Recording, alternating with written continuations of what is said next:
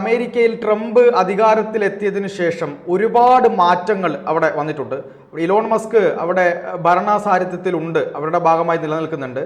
പക്ഷെ ട്രംപ് വന്നതിന് ശേഷം ട്രംപ് ലോകം ഉറ്റുനോക്കിക്കൊണ്ടിരിക്കുന്ന പല നിലപാടുകളും അമേരിക്കയിൽ സ്വീകരിക്കുന്നതായിട്ടാണ് നമുക്ക് കാണാൻ വേണ്ടി കഴിയുന്നത്. പ്രത്യേകിച്ച് അദ്ദേഹം ഒരു ബിസിനസ്സുകാരനാണ്. ആ ഒരു ഭാഗം വെച്ചുകൊണ്ട് അമേരിക്കയുമായി ബന്ധപ്പെട്ട് ഈ ലാഭമില്ലാത്ത ഒരു കാര്യത്തിനും അദ്ദേഹം നിൽക്കുന്നില്ല എന്നുള്ളതാണ്. ഇന്ത്യയുമായിട്ടൊക്കെ അദ്ദേഹത്തിന് നല്ല ബന്ധമുണ്ടെങ്കിൽ പോലും പക്ഷെ അമേരിക്കയുടെ ഈ ഒരു ബിസിനസ് താല്പര്യം മുൻനിർത്തി ഇന്ത്യയോടടക്കം പല കാര്യങ്ങളിലും അദ്ദേഹം പറയുന്നുണ്ട്. ഇപ്പോൾ ഇന്ത്യയിലെ ഇറക്കുമതി തീരുവ വളരെയധികം കൂടുതലാണ് എന്ന നിലയിലുള്ള പ്രസ്താവന ട്രംപ് നടത്തിയിട്ടുണ്ട്. അതുപോലെ തന്നെ ഇപ്പോൾ ഉക്രൈൻ യുദ്ധവുമായി ബന്ധപ്പെട്ട് അവിടെയുള്ള ധാതുക്കളുടെ ശേഖരവുമായി ബന്ധപ്പെട്ട് 50% വേണമെന്ന ഒരു നിബന്ധനയാണ് ഇപ്പോൾ ട്രംപ് മുന്നോട്ട് വെച്ചിട്ടുള്ളത്.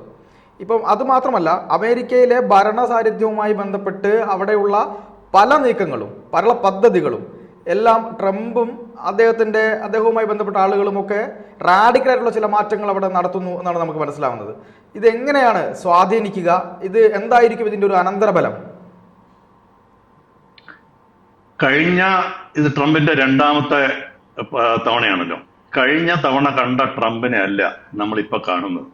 കഴിഞ്ഞ തവണ അദ്ദേഹത്തിന് പ്രസിഡന്റ്ഷിപ്പ് കിട്ടിയെങ്കിലും ഈ ചില കോൺഗ്രസിലും ഇതിലൊക്കെയുള്ള പ്രയാസങ്ങൾ കാരണം എല്ലാ കാര്യങ്ങളും നടത്തിയെടുക്കാൻ പറ്റിയിട്ടില്ല.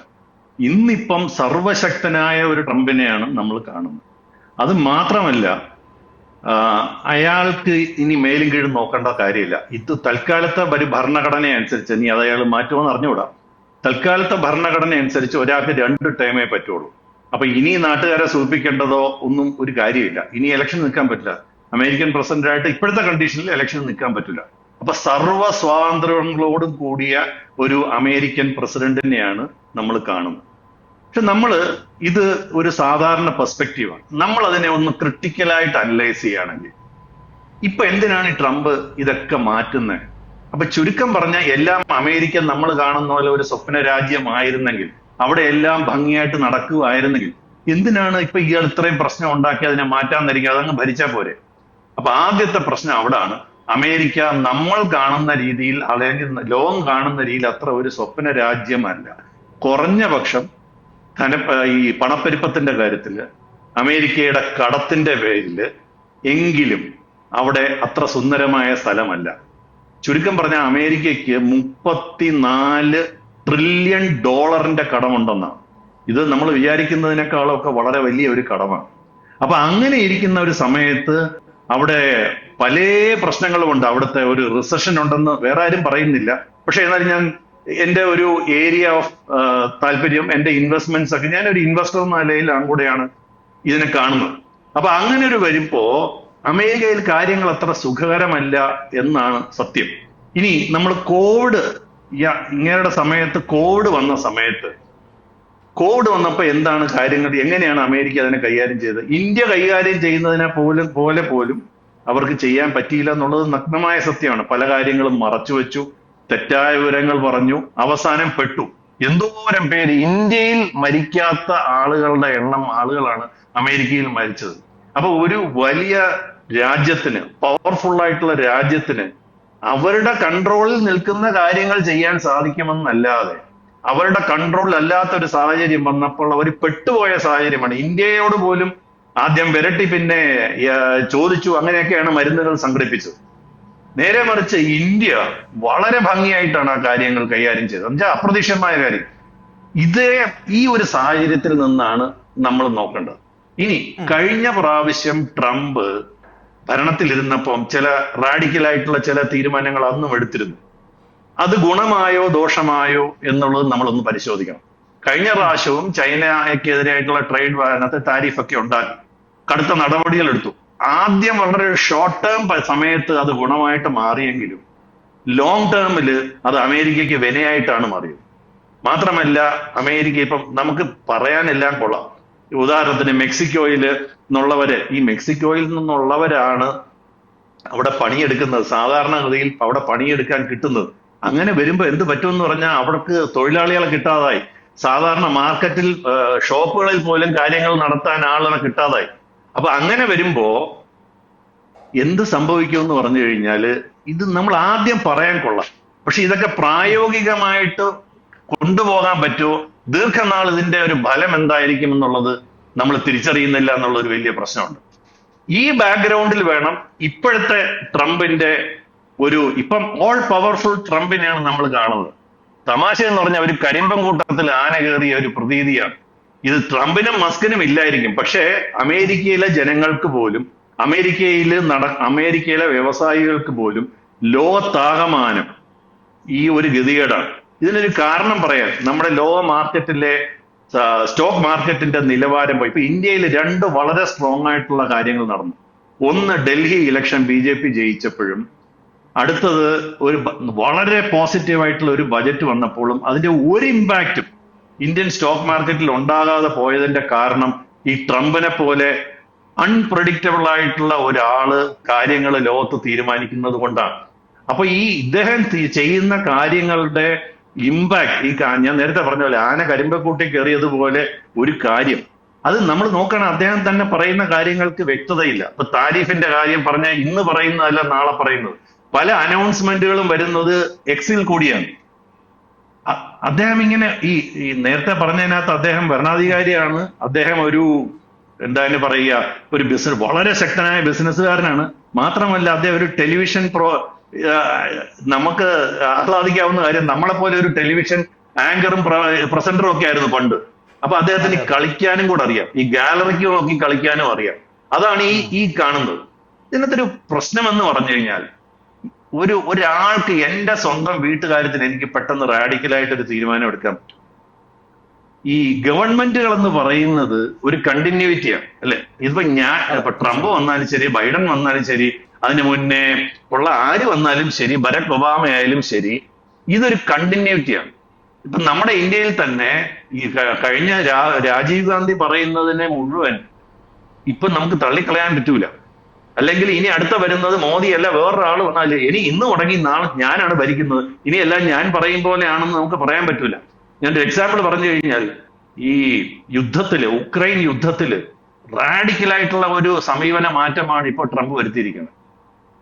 ഇങ്ങനത്തെ ഒരു ബാക്ക്ഗ്രൗണ്ടിൽ നമ്മൾ നിന്ന് നോക്കുമ്പം എല്ലാവർക്കും ടോട്ടൽ അൺസർട്ടനിറ്റിയാണ് ഈ ലോകത്തിന് മുതൽ. സാമ്പത്തിക വ്യവസ്ഥയിലായാലും ശരി, ഇമിഗ്രേഷൻ റൂൾ ആയാലും ശരി, രാജ്യങ്ങൾ തമ്മിൽ ട്രേഡ് ഇല്ലാതെ സർവൈവ് ചെയ്യാൻ പറ്റില്ല. ട്രേഡിന്റെ കാര്യത്തിലായാലും ശരി, പിന്നെ ബോർഡേഴ്സിന്റെ കാര്യത്തിലായാലും ശരി, ഇപ്പൊ നമ്മൾ UN-ന്റെ കാര്യം എടുത്താലും ശരി, അല്ലെങ്കിൽ WHO-യുടെ കാര്യം എടുത്താലും ശരി, ഈ എൻവയോൺമെന്റൽ കോൺസെപ്റ്റുകളെ പറ്റി എല്ലാത്തിനും ടോട്ടൽ അൺപ്രഡിക്റ്റബിലിറ്റി വന്ന ഒരു സാഹചര്യം. ഇത് ഒരു വിധത്തിലും നല്ലതാണോ? നല്ലതല്ല, തീർച്ചയായിട്ടും നല്ലതല്ല. ഇനി അത് ഗുണകരമായി മാറുമോ ആലോചിക്കേണ്ടതാണ്. നമ്മുടെ രാജ്യത്ത് 14-ാം നൂറ്റാണ്ടിൽ വേറൊരു ഭരണാധികാരി ഉണ്ടായിരുന്നു. അദ്ദേഹത്തിന്റെ പേര് മുഹമ്മദ് ബിൻ തുഗ്ലക് എന്നായിരുന്നു. മുഗൾ വംശത്തിലെ ഒരു ചക്രവർത്തി. ആക്ച്വലി അയാൾ ഒരു ബുദ്ധിമാനായ മനുഷ്യനായിരുന്നു. അയാൾക്കൊരു ഉദ്ദേശം ഉണ്ടായിരുന്നു. അയാൾ പറഞ്ഞപ്പോ കേരളത്തിന്റെ തലസ്ഥാനം തിരുവനന്തപുരമാണ്, ഒരറ്റത്താണ്. ഇന്ത്യയുടെ തലസ്ഥാനം ഡൽഹിയാണ്. ഇത് ഇന്ത്യയുടെ ഒരു നടുക്കോട്ട് മാറുന്നതല്ലേ ബുദ്ധി? ഇന്റലിജന്റ് ആയിട്ടൊരു ചോദ്യം ചോദിച്ചു കഴിഞ്ഞാൽ അത് കോമൺ സെൻസ് പ്രിൻസിപ്പിളും അതാണ് ശരി. ഉടനെ അയാൾ പറഞ്ഞു, ഇനി നാളത്തെ മുതൽ നമ്മൾ ദൗലതാബാദിലോട്ട്, നടുക്കാണ്, ഇന്ത്യയുടെ നടുക്കാണ്, അല്ലെ ഭാരതത്തിന്റെ നടുക്കാണ്, നമുക്ക് അങ്ങോട്ട് മാറാമെന്ന് പറഞ്ഞു. അടുത്തൊരു കാര്യം കൂടെ ഇതുപോലെ പുള്ളി ചെയ്തു. ഇത് ഗോൾഡും സിൽവറും കോയിന് മാറ്റിയിട്ട് ഒരു ദിവസം രാത്രി കൊണ്ട് ഇനി കോപ്പർ കോയിൻ മതി എന്ന് പറഞ്ഞു. ഇത് രണ്ടും വളരെ ആക്ച്വലി ബുദ്ധിപരമായ തീരുമാനം. പക്ഷെ രണ്ടും ദയനീയമായ പരാജയമായി ഇപ്പൊ ഈ ലോങ് റണ്ണിൽ. കേട്ടപ്പോ എല്ലാവർക്കും വലിയ കുഴപ്പം തോന്നി. എല്ലായിടത്തും പറഞ്ഞു ഇപ്പൊ ഡൽഹിയിലുള്ളവരൊക്കെ നേരെ ദൗലതാബാദിലോട്ട് പോകാൻ പറഞ്ഞു. വലിയ പ്രശ്നം. അയാളാണെങ്കിൽ ഇതുപോലെ വെട്ടൊന്ന് തുണ്ടൻ രണ്ടാണ്. കോപ്പർ കോയിൻ അടിക്കാൻ പറഞ്ഞപ്പോ ആളുടെ മുഴുവൻ കോപ്പർ കോയിൻ ഉണ്ടാക്കി തുടങ്ങി. ഗോൾഡ് അങ്ങനെ ഉണ്ടാക്കാൻ പറ്റില്ലല്ലോ, കോപ്പർ കോയിൻ ഉണ്ടാക്കാം. അപ്പൊ ചുരുക്കം പറഞ്ഞാൽ നമ്മൾ അതാണ് ഈ തുഗ്ലക് പരിഷ്കാരം എന്ന് പറയുന്നത്. ഇദ്ദേഹത്തിന്റെ പരിഷ്കാരങ്ങൾ നമ്മുടെ ഭാവിയിൽ ഒരു തുഗ്ലക് പരിഷ്കാരമാവുമോ ഇന്ന് അമേരിക്കയിലെയും സാമ്പത്തികകാര്യ വിദഗ്ധരും ചെയ്യുന്നതൊക്കെ നല്ലതിന് വേണ്ടിയായിരിക്കാം. പക്ഷെ അദ്ദേഹത്തിന്റെ ഉദ്ദേശം നമ്മൾ നോക്കുകയാണ് എന്താണ്? ബൈഡൻ കൊണ്ടുവന്ന എല്ലാത്തിനെയും റിവേഴ്സ് ചെയ്യാന്നുള്ളതാണ് അദ്ദേഹത്തിന്റെ ആദ്യത്തെ ഞാൻ പറഞ്ഞ പ്ലേയിങ് ടു ദ ഗാലറി. എക്സിൽ കൂടിയാണ് ഭരണപരിഷ്കാരങ്ങൾ എല്ലാം പുറത്ത് പറയുന്നത്. അതിന് പറ്റിയ ചക്കിക്കൊത്തൊരു ചങ്കരനും വന്നിട്ടുണ്ട്, ഇലോൺ മസ്ക്. ഈ ഇലോൺ മസ്ക് മാത്രമാണ് ഒരേ ഒരു ബിസിനസ്സുകാരൻ, അദ്ദേഹത്തെ ഇലക്ഷന് മുന്നേ പിന്തുണച്ച ഒരു മെയിൻ ബിസിനസ്സുകാരൻ ഇലോൺ മസ്ക് ആണ്. അപ്പൊ ഇലോൺ മസ്കുമായിട്ടുള്ള ബന്ധം ഇപ്പൊ തുടങ്ങിയതല്ല. ഇലോൺ മസ്ക് വളരെ ബുദ്ധിമാനായതുകൊണ്ട് ഇയാൾ ജയിക്കാനുള്ള സാധ്യതയുണ്ടെന്നും അയാളെ ജയിക്കാൻ വേണ്ടി ഇഷ്ടം പോലെ കാശിറക്കുകയും ഇപ്പൊ അതിന്റെ പ്രയോജനങ്ങൾ ചെയ്യുകയും ചെയ്യുന്നു. ഇതിനകത്തൊരു പ്രശ്നം, നമ്മൾ ഇപ്പൊ ഒരു ഫോർമുല 1 കാറിന്റെ കാര്യം എടുക്കാം. സാധാരണ ഒരു കാർ പോകുന്നത് പോലെയല്ല ഫോർമുല 1 കാർ പോകുന്നത്. അപ്പൊ ഫോർമുല 1 കാർ ഓടിക്കുന്നത് പോലെ ഞാൻ എന്റെ സാധാരണ വീട്ടിലിരിക്കുന്ന കാർ ഓടിക്കാൻ ശ്രമിച്ചാൽ ഒരു അപകടത്തിന് സാധ്യതയുണ്ട് അല്ലെ? ആ സ്പീഡിൽ ഓടിക്കാൻ ശ്രമിക്കുകയാണ്, ഒന്നത് പോവില്ല. എനിക്ക് ആഗ്രഹം ഉണ്ടെങ്കിൽ ആ വണ്ടി മുന്നോട്ട് പോവില്ല. വണ്ടി എന്റെ കയ്യിരിക്കുന്നത് ഒരു മാരുതി 800 ആണെങ്കിൽ, അല്ലെങ്കിൽ ഒരു ഹോണ്ട, സാധാരണ ഹോണ്ട ആണെങ്കിൽ ആ സ്പീഡിൽ അത് മുന്നോട്ട് പോകില്ല. അതിനെ ഞാൻ 200 കിലോമീറ്റർ സ്പീഡിൽ ഓടിക്കുകയാണെങ്കിൽ ആദ്യം ഒരു കരിഞ്ഞ മണം വരും, പിന്നെ അത് എവിടെയെങ്കിലും കൊണ്ട് ഇടിക്കും, അല്ലെങ്കിൽ ബ്രേക്ക് ഡൗൺ ആവും. ഈ പ്രശ്നം അമേരിക്കൻ സർക്കാരിന് സംഭവിക്കുമോ എന്ന് വളരെയധികം ആളുകൾ ഭയപ്പെടുന്നു. ഇയാൾ പറയുന്ന സ്പീഡിൽ അമേരിക്കൻ സിസ്റ്റം മുന്നോട്ട് പോകുകയാണെങ്കിൽ കരിഞ്ഞ മണം വന്ന് ഓൾറെഡി നടന്നു തുടങ്ങിയിട്ടുണ്ട്. അപ്പൊ ഇതാണ് ഒരു വലിയ പ്രശ്നം. അദ്ദേഹം ചെയ്യാൻ പോകുന്ന കാര്യങ്ങളൊക്കെ ഇന്ത്യയിലെ, അതായത് ട്രംപിന്റെ ഇത്തരം നീക്കങ്ങൾ ലോകത്താകമാനം ബാധിക്കും എന്നുള്ള കാര്യത്തിൽ, സമ്പദ് വ്യവസ്ഥയെ ബാധിക്കും എന്നുള്ള കാര്യത്തിൽ, ഈ പറയുന്ന സ്റ്റോക്ക് മാർക്കറ്റിനെ ബാധിക്കും എന്നുള്ള കാര്യത്തിലൊന്നും നമുക്ക് യാതൊരു സംശയവുമില്ല. അത് ഇന്ത്യയെ എങ്ങനെ ബാധിക്കും? അതുപോലെ തന്നെ ഇന്ത്യക്ക്, അമേരിക്ക ഇത്തരം കാര്യങ്ങൾ ചെയ്യുമ്പോൾ ഇന്ത്യക്ക് അത് ഏതെങ്കിലും തരത്തിൽ നേട്ടമാക്കി മാറ്റാനുള്ള വല്ല സാധ്യതകളുമുണ്ടോ? ഇതൊരു സംശയം കൂടെയാണ്. അപ്പോ അതും കൂടെ പറഞ്ഞുകൊണ്ട് നമുക്ക് ഇത് അവസാനിപ്പിക്കാം. പാർത്ഥൻ പറഞ്ഞത് വളരെ പ്രസക്തമായ കാര്യമാണ്. അമേരിക്കയ്ക്ക് കോൾഡ് പിടിക്കുമ്പോൾ ലോകം മുഴുവൻ തുമ്മും എന്നുള്ളൊരു വളരെ പ്രസക്തമായ ഒരു ഇതുണ്ട്. ഇത് സ്റ്റോക്ക് മാർക്കറ്റിനെ പറ്റിയാണ് പറയുന്നത്. ഇന്നും അക്ഷരാർത്ഥത്തിൽ ശരിയാണ്. ബാക്കി ഇപ്പൊ ഇന്ത്യ എത്ര വലിയ ഇപ്പം നമ്മൾ കഴിഞ്ഞ ഒരു 5 വർഷത്തെ കാര്യം എടുക്കുകയാണെങ്കിൽ പല രാജ്യങ്ങളും സാമ്പത്തികമായി ഞെരുക്കത്തിലായി മുന്നോട്ട് പോയി. റിസഷനെ പറ്റി പോലും പറഞ്ഞു. അമേരിക്ക ഒഴിച്ച് ഉള്ള എല്ലാ രാജ്യങ്ങളെ പറ്റി റിസഷനെ പറ്റി പറഞ്ഞു. അമേരിക്കയെ പറ്റി പറയാൻ തന്നെ അതിന് ധൈര്യമില്ല. അമേരിക്ക റിസഷനിലാണെന്ന് പറയാൻ ധൈര്യമില്ല. പക്ഷെ അമേരിക്കയ്ക്ക് $35 ബില്യൺ കടമുണ്ട് എന്ന് പറയുന്നത് ഒരു പച്ചയായ സത്യമാണ്. അവിടെയാണ് ലോകത്തിൽ ഏറ്റവും വലിയ ഇൻഫ്ലേഷൻ. കഴിഞ്ഞ 40 വർഷത്തിനകത്ത് ഏറ്റവും വലിയ ഇൻഫ്ലേഷൻ വന്നിരിക്കുന്നത് അമേരിക്കയിലാണ്. ഞങ്ങളെപ്പോലെയുള്ള ബേസിക്കലി ഇൻവെസ്റ്റേഴ്സ് എന്നുള്ള ആളുകൾ അമേരിക്കയെ പറ്റി ഒരു അഭിപ്രായമില്ല. അമേരിക്കയിൽ കാശിടുമോ ഇന്ത്യയിൽ കാശിടുമോ എന്ന് ചോദിച്ചാൽ ഇന്ത്യയിലായിരുന്നു കാശിടുക. പിന്നെ നമ്മൾ രക്ഷപ്പെട്ടത് എങ്ങനെയാണെന്ന് പറഞ്ഞാൽ ഇവിടെയുള്ള റീറ്റെയിൽ ഇൻവെസ്റ്റേഴ്സിന്റെ ഇന്ത്യൻ സ്റ്റോക്ക് മാർക്കറ്റിലോട്ട് ഇന്ത്യൻ റീറ്റെയിലേഴ്സ് ഇറങ്ങും. നമ്മളെപ്പോലെ വർധനയും എന്നെയും പോലുള്ള റീറ്റെയിലേഴ്സ് ഇറക്കുന്ന കാശ് ഇന്ന് വിദേശത്തുള്ള നിക്ഷേപത്തിനേക്കാളും കൂടി. ഈ കഴിഞ്ഞ 2 ആഴ്ചയ്ക്ക് മുന്നേ അത് കൂടുതലായി. അവർ വിറ്റത് കൊണ്ടാണ്. ഇന്ത്യ ഇതിനെ മുതലെടുക്കണമെന്നാണ് ഞാൻ പറയുന്നത്. ഇന്ത്യ ഫസ്റ്റ് ഓഫ് ഓൾ ഇപ്പൊ താരിഫ് വന്നപ്പോഴും ഇന്നലെ ചൈനയ്ക്ക് 10% എക്സ്ട്രാ താരിഫ് അടിച്ചിട്ടുണ്ട്. ഇന്നലെ 10% എക്സ്ട്രാ താരിഫ് അടിച്ചിട്ടുണ്ട്. ഓൾറെഡി മെക്സിക്കോയ്ക്കും കാനഡയ്ക്കും 25% താരിഫ് അടിച്ചിട്ടുണ്ട്. ഇന്ത്യക്ക് ഇതുവരെ ഒരു താരിഫും എക്സ്ട്രാ അടിച്ചിട്ടില്ല. അതിന്റെ അർത്ഥം നാളെ അടിക്കൂല എന്ന് നമുക്ക് അർത്ഥമില്ല. നമ്മൾ ഇതിനെ മുന്നിൽ കണ്ട് അമേരിക്കൻ ഡിപ്പെൻഡൻസി കുറയ്ക്കുക എന്നുള്ളതാണ് എന്റെ അഭിപ്രായത്തിൽ. അത് നമ്മുടെ ഭരണാധികാരികൾക്ക് കൃത്യമായി അറിയാം എന്നാണ് എന്റെ ഉറച്ച വിശ്വാസം. അമേരിക്കൻ ഡിപ്പെൻഡൻസി കുറയ്ക്കണം. ലോകത്തെ ബിസിനസ്സിൽ ഒരു വലിയ പ്രിൻസിപ്പിൾ ഉണ്ട്. ഒരു രാജ്യത്തിനെ മാത്രമായിട്ട് ആശ്രയിച്ച് നമ്മൾ ഒരു സാധനം അല്ലെ ഒരു കസ്റ്റമറെയോ ഒരു വെണ്ടറെയോ മാത്രമായിട്ട് ആലോചിച്ച് നമ്മൾ ഒരു കാര്യവും ചെയ്യാൻ പാടില്ല. കാരണം നാളെ അവൻ തീരുമാനിക്കും കാര്യങ്ങളില്ല. അപ്പൊ അതുകൊണ്ട് ഇന്ത്യയുടെ സ്വാശ്രയത്വം ഏറ്റവും, അത് ആയുധങ്ങളുടെ കാര്യത്തിലായാലും ശരി. അതുകൊണ്ടാണ് നമ്മൾ F-35 തരാന്ന് പറഞ്ഞിട്ട് മേടിക്കാൻ 2 പ്രാവശ്യം 3 പ്രാവശ്യം ആലോചിക്കുന്നത്. ഇവൻ നാളെ എങ്ങനെ സ്വഭാവം. ഇപ്പം നമ്മുടെ ഇദ്ദേഹത്തിന്റെ ഉക്രൈന്റെ നിലപാട് കംപ്ലീറ്റ് മാറ്റി. ചൈന ഇന്ന് അമേരിക്ക ചൈനയുമായിട്ടും റഷ്യയുമായിട്ടും അടുക്കാണ്. യൂറോപ്പിനെ പോലും തള്ളി പറയുക. അപ്പൊ ഇവൻ നാളെ എന്ത് പറയുമെന്ന് ഒരിക്കലും വിശ്വസിക്കാൻ പറ്റാത്ത രാജ്യമാണ് ഈ അമേരിക്ക ഫസ്റ്റ് എന്നുള്ളതാണ് അവരുടെ ബേസിക് പോളിസി. അപ്പൊ ഇതുപോലെ ഒരു ശക്തനായ, എന്തും ചെയ്യാൻ മടിയില്ലാത്ത ഇതിന്റെ വരും വരായികൾ നമുക്ക് അറിഞ്ഞുകൂടാ. ഇപ്പൊ ആന കരിപ്പക്കോടിക്ക് പോയാൽ ഗുണമാണോ നല്ലതാണോ എന്ന് ചോദിച്ചാൽ അത് നമ്മൾ ആലോചിക്കേണ്ട ഒരു വിഷയമാണ്. അപ്പൊ തുഗ്ലക്ക് ചിലപ്പോൾ ശരിയാവുമായിരിക്കാം, പക്ഷെ ശരിയാവാതിരിക്കാനുള്ള സാധ്യതകളാണ് ഇന്നലെ വരെയുള്ള കാര്യങ്ങൾ വെച്ച് നോക്കും. കാരണം അവിടെ തന്നെ ശക്തമായ എതിർപ്പാണ് അയാൾക്കുണ്ടെന്ന്. അതിനുള്ള അവരുടെ ഗവൺമെന്റ് സിസ്റ്റം ഇത്രയും വലിയ ഒരു മാറ്റത്തിന് റെഡിയാണോ എന്നുള്ളത് വളരെ സംശയമാണ്. ഗ്രാജുവൽ മാറ്റങ്ങളാണ് പലപ്പോഴും ഫലപ്രദമാകുക എന്നുള്ളതാണ് എന്റെ അഭിപ്രായം.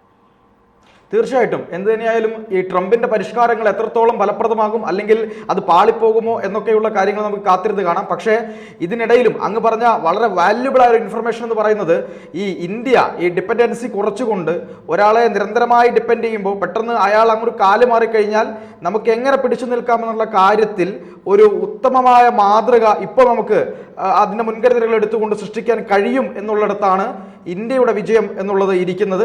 അതിന് ഒരു നല്ല സാധ്യത തന്നെയാണ് ഒരുങ്ങി വരുന്നത്. അതൊരു പക്ഷേ ട്രംപിൻ്റെ ഈ നീക്കങ്ങളിലൂടെ ഇന്ത്യക്ക് കൂടുതൽ സ്വാശ്രയത്വം കൊണ്ടുവരാനുള്ള സാധ്യതകൾ ഏറുകയാണ് എന്ന് തന്നെ പറയേണ്ടി വരും. എന്തായാലും എന്തൊക്കെ സംഭവിക്കുമെന്നുള്ളത് നമുക്ക് കാത്തിരുന്ന് കാണാം. ഈ ചർച്ചയുമായി സഹകരിച്ചതിൽ ഒരുപാട് നന്ദി സാർ. Thank you. കൂടുതൽ വാർത്തകളും വിശേഷങ്ങളും നിങ്ങളിലേക്ക് എത്താൻ ABC മലയാളം സബ്സ്ക്രൈബ് ചെയ്യുക, ബെൽ ബട്ടണും അമർത്തുക.